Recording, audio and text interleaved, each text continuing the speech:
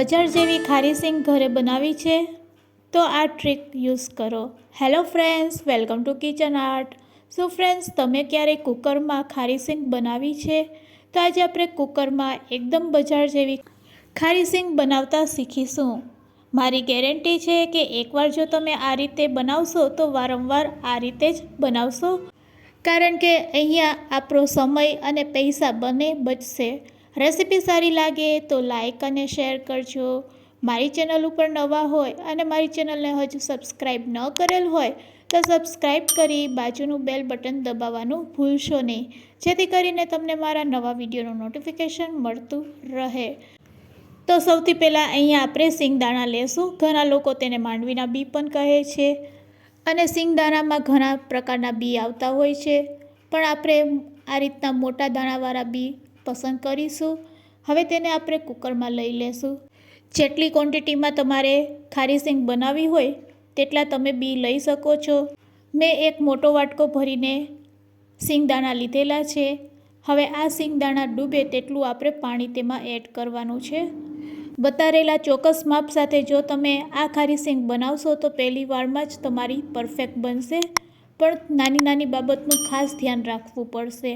તો અહીંયા હવે આપણે 3 ચમચી જેટલું મીઠું એડ કરી દઈશું અને આ રીતે ચમચીથી તેને હલાવી લેશું। એકવાર હલાવ્યા પછી હવે આપણે કુકરને ગેસ ઉપર રાખી દઈશું અને ગેસની ફ્લેમ ચાલુ કરીશું।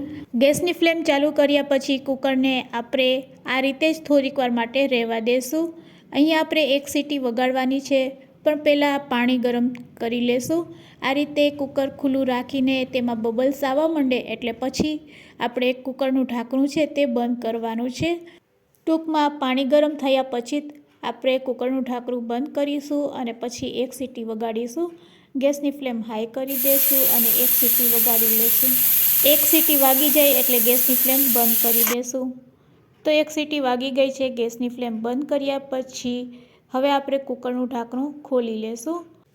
આ રીતે કરવાથી બી છે એ ઝડપથી ખારા થઈ જાય છે। કોઈપણ પ્રકારની ઝંઝટ વગર આપણે બીને તરત જ ખારા કરી શકીએ છીએ। તો અહીંયા આપણા બી છે ઓલમોસ્ટ ખારા થઈ ગયા છે। અહીંયા આપણે બીને પોચા નથી કરવાના, એટલે ફક્ત એક સીટી જ વગાડવાની છે। એક સીટી વાગે એટલે બીને આપણે તરત જ આ રીતે પાણીમાંથી કાઢી લેશું અને બીમાં રહેલું પાણી છે તે દૂર કરવાનું છે। તેના માટે આપણે કોટનનું કપડું લેશું અને આ બીને આપણે કોટનના કપડા ઉપર પાથરી દેશું। તો બધા બીને આપણે પહેલાં આ રીતે પાણીમાંથી દૂર કરી નિતારી લેશું અને બીજા વાસણમાં લઈ લેશું। તો અહીંયા આપણે બધા બીને આ રીતે નિતારીને લઈ લીધા છે બીજા વાસણમાં। બસ હવે આપણે કોટનનું કપડું લેશું અને આ બીને આપણે આ રીતે સ્પ્રેડ કરી દઈશું અને કોટનના કપડાથી લૂછી લેશું।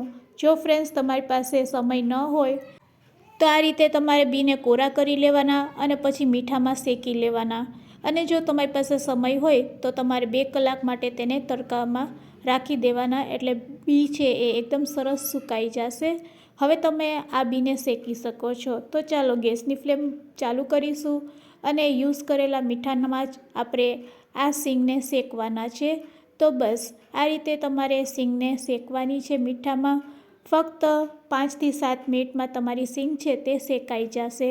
હવે સિંગ શેકાતી વખતે તમારે શું ધ્યાન રાખવાનું છે? તો એક તો ગેસની ફ્લેમ મીડિયમ રાખવાની છે અને તેને સતત હલાવવાની છે। બીજી વાત એ કે તમારે વચ્ચે વચ્ચે આ રીતે સિંગદાણાને ચેક કરવાની, તેમાંથી ફોતરું દૂર થાય તો સમજવાનું કે સિંગ છે તે સરસ શેકાઈ ગઈ છે।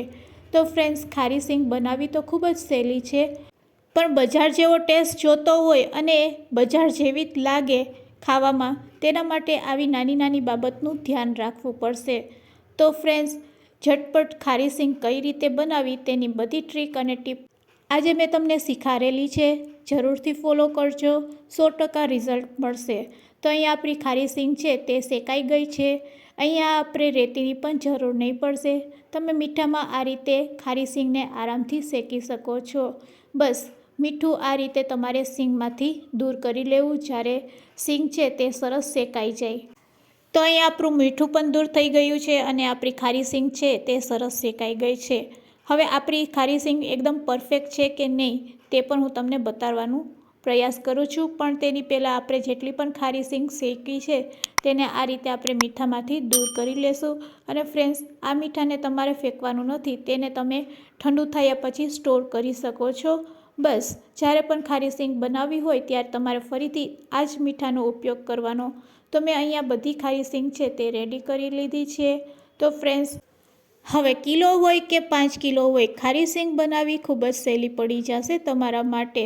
તો ફ્રેન્ડ્સ, આજની રેસીપી કેવી લાગી તે મને કમેન્ટ્સમાં જરૂરથી કહેજો.